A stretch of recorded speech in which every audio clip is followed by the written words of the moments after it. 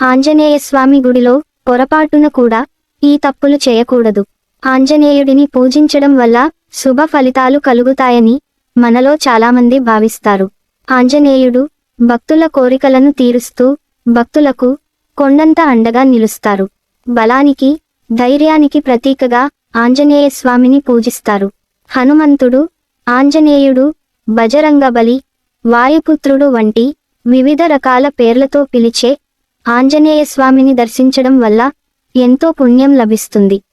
ఇక ఆంజనేయ స్వామి ఆలయానికి వెళ్ళినప్పుడు పొరపాటున కూడా ఏ తప్పులు చేయకూడదో ఈ వీడియోలో చూద్దాం.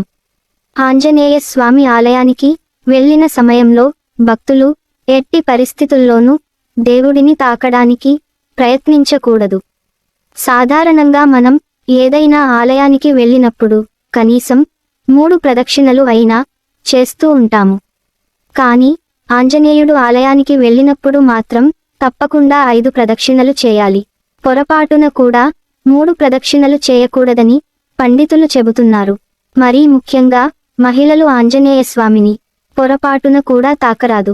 ఎందుకంటే ఆంజనేయ స్వామి బ్రహ్మచర్యం పాటించడం వల్ల మహిళలు తాకకూడదని పండితులు చెబుతున్నారు. అదేవిధంగా ఆంజనేయ స్వామి ఆలయం చుట్టూ ప్రదక్షిణలు చేస్తున్న సమయంలో భక్తులు శ్రీ హనుమాన్ జయ హనుమాన్ జయ జయ హనుమాన్ అనే మంత్రాన్ని మనసులో అనుకుంటూ ప్రదక్షిణలు చేయడం వల్ల మన మనసులోని కోరికలు తీరడంతో పాటు పుణ్యం కూడా లభిస్తుంది. పొరపాటున కూడా స్వామివారి పాదాలను తాకుతూ నమస్కరించకూడదు. ఎందుకంటే ఆంజనేయ స్వామి భూతప్రేత పిశాచాలను తన పాదాల కింద అణచివేశారు. కనుక ఎటువంటి పరిస్థితులలో కూడా పాదాలను నమస్కరించకూడదు. అదేవిధంగా స్వామివారి పూజకు కావలసిన వస్తువులను పూజారి చేతుల మీదుగా అందించాలి కానీ స్వామివారిని భక్తులు తాకకూడదు. సకల రోగ భూతప్రేత పిశాచాది బాధలు తొలగించడంలో ఆంజనేయ స్వామి ముందుండి మన బాధలను తొలగిస్తాడు. కనుక ఎటువంటి కష్టాలలో ఉన్నా ఆంజనేయ స్వామి చుట్టూ ప్రదక్షిణలు చేయడం వల్ల బాధల నుంచి విముక్తి పొందవచ్చు. కొందరు వారి కోరికల మేరకు స్వామివారి ఆలయం చుట్టూ 108 ప్రదక్షిణలు చేస్తుంటారు. అయితే ఒకే రోజు 108 చేయటం కుదరని నేపథ్యంలో 54, 27 పర్యాయాలు చేసినా మంచిదే. హనుమంతుడికి పంచసంఖ్య ఇష్టం కాబట్టి 5 ప్రదక్షిణాలు నమస్కారాలు 5 చేయాలి.